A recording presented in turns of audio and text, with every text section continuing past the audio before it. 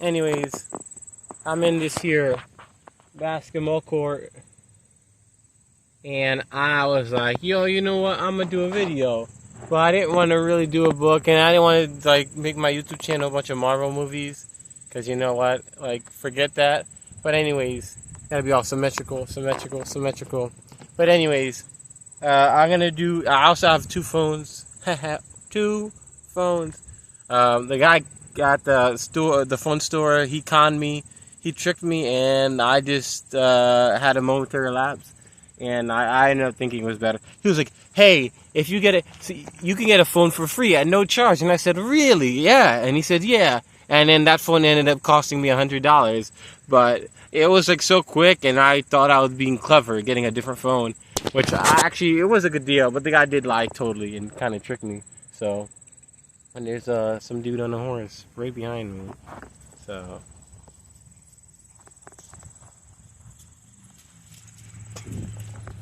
There you go. Midnight runs for you. Anything can happen. But anyways, I'm not really gonna go into the book because it's OP. To me, you got like Harry Potter by the lady who's always pissing people off. Whatever, you know her name. She's always saying terrible things about LGBT community, but she's still a great writer. But she shouldn't be saying those things. Hey, see, this is why I have two phones now, and this phone's on, so I can just look up the stuff I have in my head, and also record the video, so it is very helpful. Who the lady that wrote Harry Potter?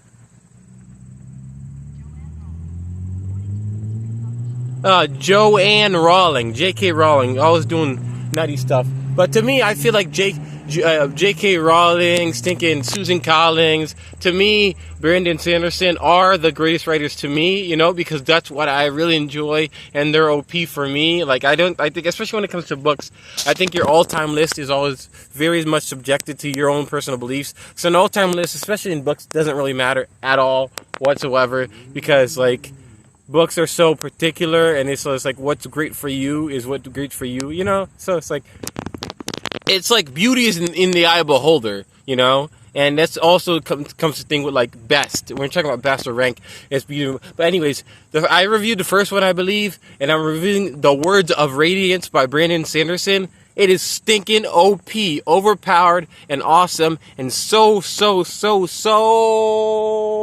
at the sky.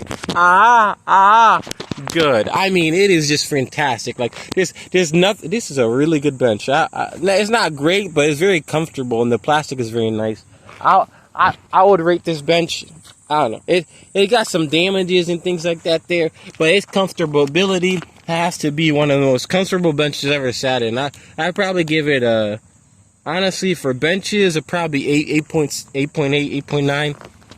Yeah, 8.9. But anyways, so I'm here at this park. I'm gonna give you that voiceover, that off screen, that you know, that whatever the people like, what the people are looking for. I provide such a thing. But anyways, Brandon Sanderson is just, he's a haymaker. He's a real-time, big-time hitter. And especially if you like really like fantasy stuff and things like that, to me, that's always going to be one of my favorite books. Because it's just so boss. Like, it's like you know, that like Goku energy, that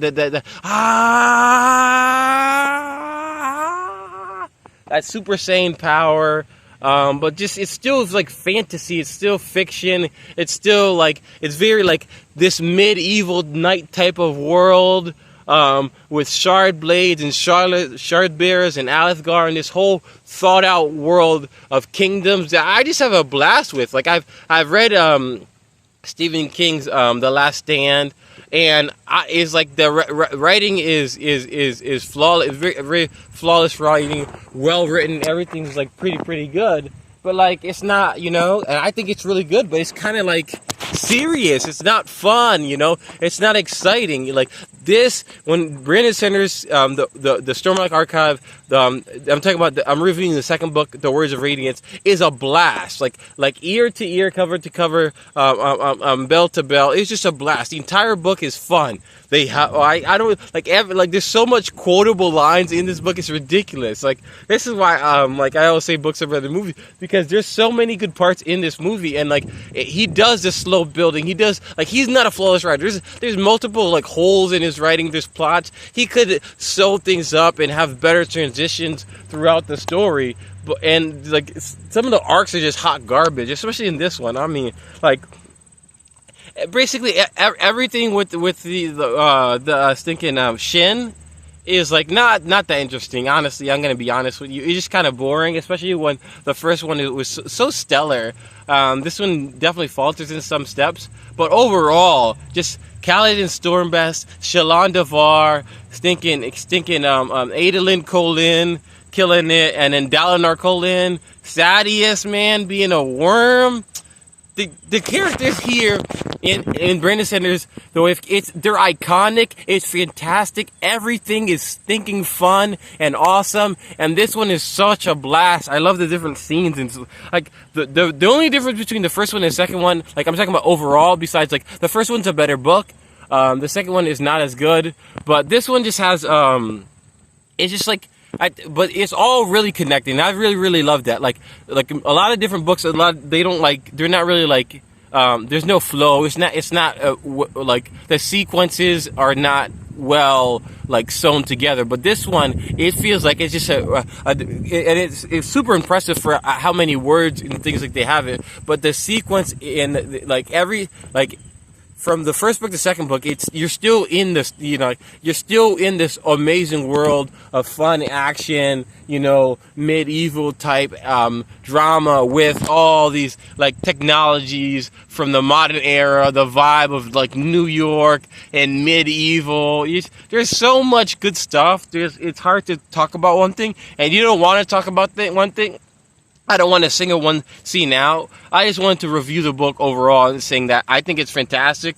And it is very similar to the first review where it's just a continuation, But it's really like, it really does feel like it's like you can just put the two books together and it'd be one and you wouldn't know, You wouldn't know at all, which is different. A lot of books can't like pick up where they left off, but this one does. It honestly, it seems like it didn't pick off. It seems like he wrote like them right in as one and maybe like just split it up. But it's fantastic. It's just and again, like the difference between the Way of Kings and the Words of Radiance is really just the sequencing. The story is still really good. I don't like the ending. I think the ending takes a dip. It does a lot of pandering. And they kind of did a Doctor Who where they like reached the highest they can go. Like in Doctor Who, when David Tennant came, he was the Shogun King. He was the big one punch man with the genius brain. He had the genius brain. But when you go into the second one, and but eventually, David Tennant is so overpowered. He's such a good doctor. He's such an all-time doctor that, in my opinion, even though some of the older guys are good, it's just it's you can't. There's no like it's like you can't. It's a tough act to follow. You can't follow it up. So I feel like there's elements in the Words of Radiance that are just hard to follow up from the first book. But I feel like the ending especially is trying to follow up what I just witnessed in the stinking Octagon when they had when certain people had the most overpowered, well built up, just blast and super awesome fight. They had this badass fight, pretty much, I'm gonna swear. They had this super boss fight, and then now, the ending is just like setting me on a journey of these things I don't really care about, and it's trying to make the ending is kind of confusing. I'm like, wait, what? I don't want to necessarily spoil it, even though if you're watching this, you probably just want to hear someone else's different opinion about it. But I don't know. I think even if you saw it, I don't think it's not much of a spoiler. I just don't think like it's like, what am I looking up to next to happen in the series? And it's like, I mean, I guess, but it is like, I don't know. I feel like I feel like that obviously it's dire and it's very like, but I don't feel anything as a reader like, it's I mean, it's like kind of like, this is a bit of a spoiler, but it's like, all right, it's the end of the world type thing. I've seen that about a million times. Like, make me care a little bit more, Brandon Sanderson. You've done a stellar job, but make me care just a little bit more, okay? About the third book, which I haven't read because I just, I feel like everything that everything they're like that they're foreshadowing for the next book didn't seem interesting enough.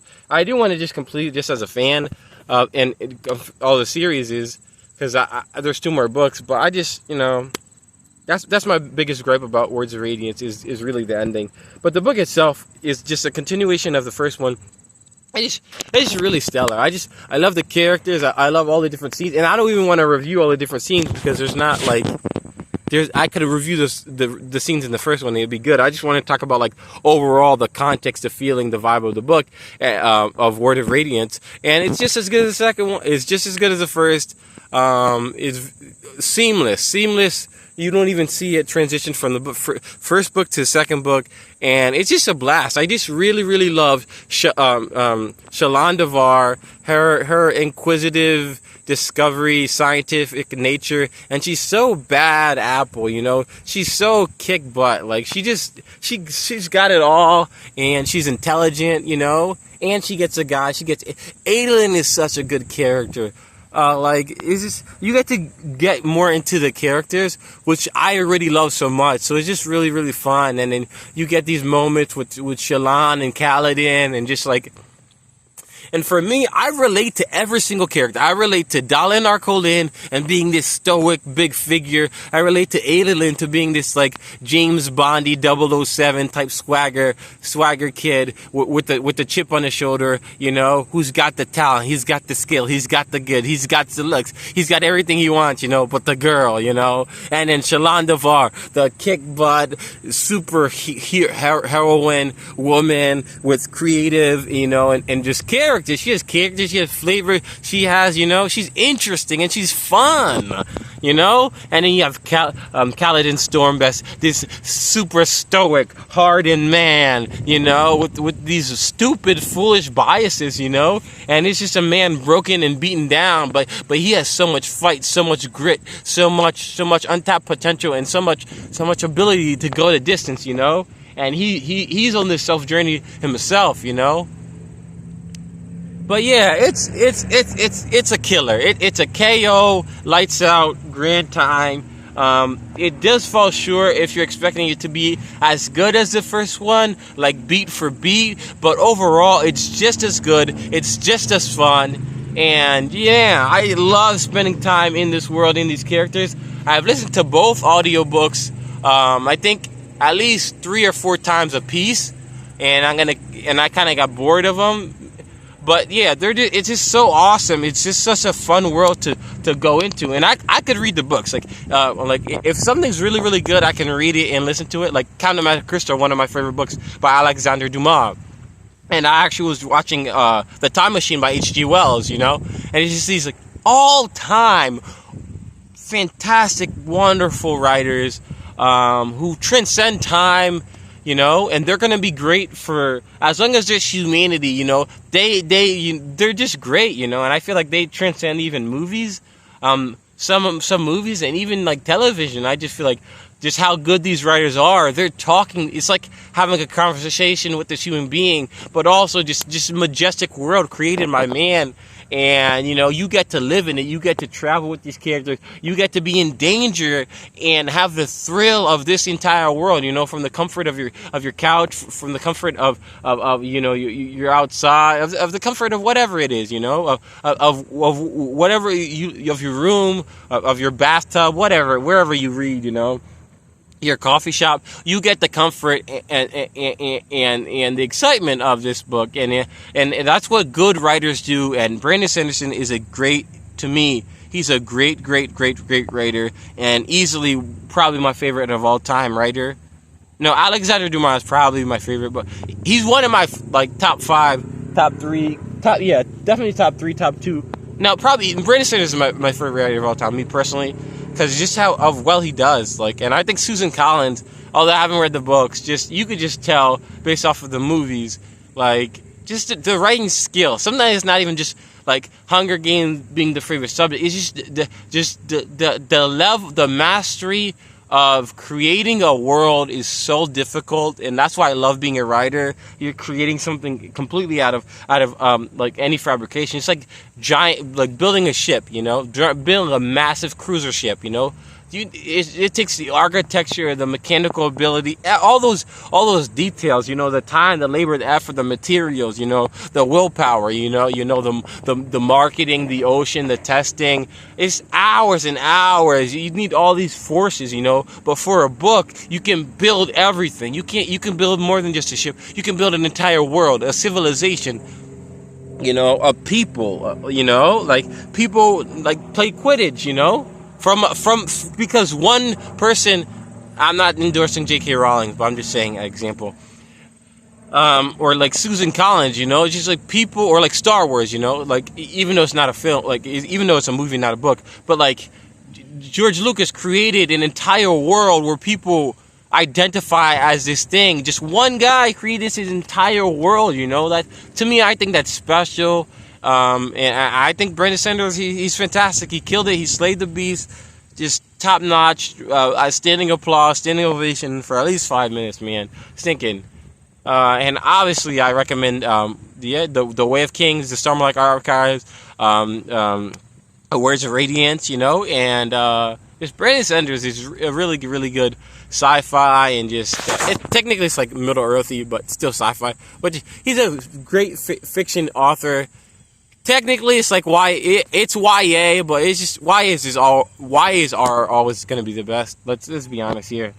Ain't no like adult book that's gonna Tom Clancy, James Patterson, nobody cares. Okay, even Stephen King, okay, or Ken Follett. I don't care. Bring some out. At the end of the day, your best is who you really, really care about. It's who you like, who you relate to.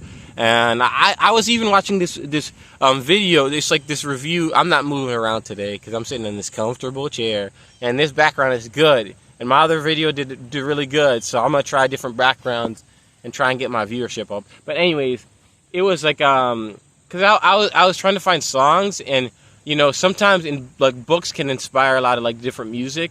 Because they're like basically a whole different world and a vibe. So I actually found a bunch of different cool songs just by, typing in the name of a book in Spotify, and people will make these playlists, and you get this different like music, you get different thoughts and things like that. But anyways, it's just something I did, and I got all this like wonderful music. So I forgot what I'm saying. But anyways, yeah, so you can just like, books inspire things, dance inspires music, music inspires dance. Everything's just awesome, Life is great, everything's fantastic, and Brandon Sanderson is a world-class writer. But not just Brandon Sanderson. I think you have to give respect to Susan Collins. You have to give respect to like it's kind of like that disrespect of like, just overall like critically. It's like Brandon Sanderson, Susan Collins, they don't get the respect they deserve as being like goats, It goes to Stephen King or Ken Follett or whoever, But the GOAT is like, but they are the GOATs to me and to the people. And it's not just a popularity contest. It's also just craft, top craft, top creator, masters, with the pen. And, it's just like, all the YA, gals and guys, and just, I feel like the critics don't give, from what I know in my mind, I feel like it's just not like, it's not spoken like, oh, this is a high thingy, but it should be. Writers deserve the respect. Go read more books. Find what you like, or audiobooks. I'm an audiobook person, but The Words of Radiance. This was a really good book, but also just shout out all writers and different categories in different fictions, challenging yourself, new thoughts, new things, and just keep on living a swell young life. Be fantastic, be awesome, and enjoy different content. Enjoy different things. And sometimes different things inspire. Even if it's something you're not really into, it can inspire, you to get into something that you actually do like. A different movie, a different play. Let's say you watch 5 minutes of a play and you didn't even like it. Like someone was introducing me to Alex Brightman, the actor, like the theater actor. I'm like, this guy is fantastic, But if I didn't talk to him, an actor, and he would have recommended me this theater actor, and it was only 5 minutes, but I got to experience someone good, and down the line, if he's in a movie, if he's in a book, whatever it is, I heard the name before. So it's just that networking of just content, of just material, of just different stuff. So anyways, before I keep rambling on,